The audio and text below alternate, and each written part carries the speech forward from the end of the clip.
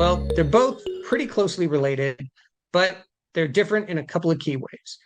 Now, malware typically causes less real harm, but it comes in the form of unwanted software that's going to pester you to either try and purchase their full version or constantly hit you with ads or do other things that are equally annoying, but not necessarily malicious, right? They can start to cause your computer to slow down because of all the things they throw at you, but they're not necessarily going to do things that either steal your data, encrypt your files, or do otherwise harm, rendering your computer useless. That's more like what a virus does.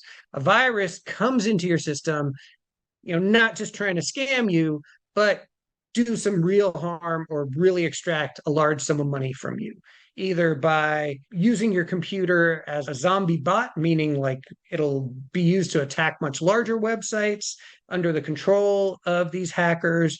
It can also just crash your system, make it unusable. Some people will do that. And then the big one, of course, is ransomware, where all your sensitive data gets encrypted with both the threat of being leaked, or if you want to get it back, they're going to want to charge you typically in Bitcoin. So you have no real recourse. And if you want your files back in the event of a ransomware incident, there's little you could do besides pay. So, in short, viruses, malware, pretty closely related.